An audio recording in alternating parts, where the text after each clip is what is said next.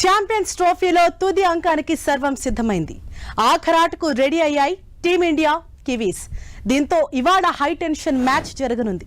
Final fight కోసం ఇరు జట్లు సై అంటే సై అంటున్నాయి. నువ్వా నేనా అన్నట్లు తలపడటానికి రెడీ అయ్యాయి. దీంతో ఛాంపియన్స్ కప్ కోసం కొట్లాట మామూలుగా ఉండేలా లేదు. ఇరు జట్లు తగ్గేదేలే అంటున్నాయి. ఫైనల్లో చెలరేగి ఆడేందుకు ఇటు రోహిత్ సేన, అటు శాంట్రన్ సైన్యం అస్త్రశస్త్రాలతో సిద్ధమైంది. ఈ మ్యాచ్ ను చూసేందుకు అభిమానులు కూడా సిద్ధమైపోయారు. ఇండియా గెలవాలని నిన్నటి నుంచే పూజలు కూడా చేస్తున్నారు.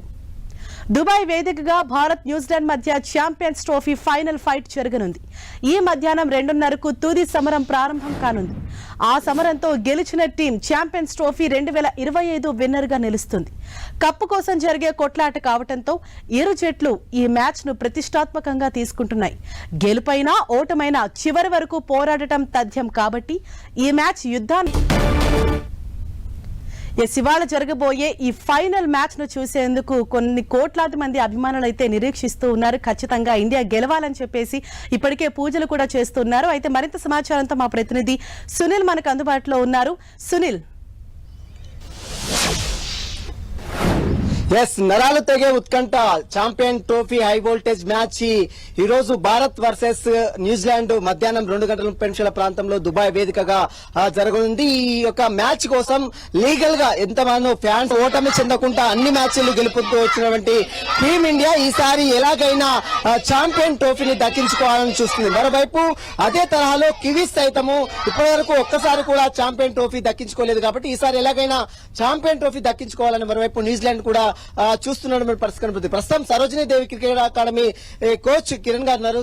చూస్తున్నాం, గతంలో మీరు పాకిస్తాన్ తో చెప్పినట్టు మ్యాచ్ లో కూడా చాలా సక్సెస్ అయ్యేది. ఇప్పుడు న్యూజిలాండ్ తో జరిగినటువంటి మ్యాచ్ లో ఏ విధంగా భారత్ నెగ్గే అవకాశం ఉందంటారు? ఒక భారతీయునిగా భారతదేశం గెలవాలనే కోరిక సునీల్ గారు. కాకపోతే ఏంటంటే మన అడ్వాంటేజెస్ ఏంటంటే మనం అన్ని మ్యాచ్లు అక్కడే ఆడాము, అన్ని గెలిచాము, అన్ని పాజిటివ్ ఉన్నది.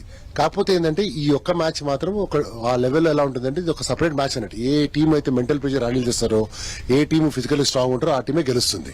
కాకపోతే మనం ఒకటి ఏంటంటే ఆల్రెడీ లీగ్ లో మనం న్యూజిలాండ్ ఓడగొట్టాం. ఓడగొట్టే సైకాలజికల్ అడ్వాంటేజ్ ఒకటి ఉంది, ఫస్ట్ అడ్వాంటేజ్. సెకండ్ అడ్వాంటేజ్ ఏంది, అక్కడే మీరు అన్నట్టు సునీల్ గారు అక్కడే అన్ని మ్యాచ్లు ఆడుతున్నాము, 4 పిచ్లు ఆడాము, ఇది 5వ పిచ్. సో అదొక అడ్వాంటేజ్ మనకు. ఇంకోటి ఏంటంటే క్రౌడ్ సపోర్ట్ మనకే ఉంటుంది. ఇక్కడ భారతదేశంలో ఎక్కువ మంది ఉంటారు, న్యూజిలాండ్ లో తక్కువ పాపులేషన్, కొంతమంది దుబాయ్లో ఉంటాం. So 3 support. అది కాక బెస్ట్ చూస్తే ఏంటంటే మన దగ్గర అందరూ కూడా మ్యాచ్ విన్నర్స్ ఉన్నారు. అంటే starting from Rohit Sharma to Shubman Gill to Virat Kohli to Shreyas Iyer to Shami, Ravindra Jadeja, ఎవరిని చూసినా కూడా వాళ్ళందరికీ కూడా ఇండివిజువల్లీ బ్రిలియంట్ మ్యాచ్ విన్నర్స్. అట్లా అని చెప్పి మనం న్యూజిలాండ్ లో ఏంటంటే వాళ్ళ గొప్ప ఆస్పెక్ట్ ఏంటంటే వాళ్ళ ఫీల్డింగ్ చాలా అవుట్ స్టాండింగ్ ఉంటుంది. అంటే మన ఫీల్డింగ్ కూడా అక్షర్ పటేల్ ఫీల్డింగ్ బాగుంటుంది, రవీంద్ర జడేజా ఫీల్డింగ్ కూడా బాగుంటుంది. కానీ వాళ్ళు ఏంటంటే కొంచెం ఫాస్ట్ కుక్కుతారు, better than India compare to that బ్రిడ్ ఉంది. కానీ కంపేర్ టు దామ్ వాళ్ళకి ఏంటంటే ఎప్పుడు గెలలేదు కాబట్టి, గెలవాళ్ళకి కసి ఉంది కాబట్టి వాళ్ళు వెల్ ప్రిపేర్డ్ అయ్యి గెలిచే అవకాశం వాళ్ళకు కూడా ఉంది.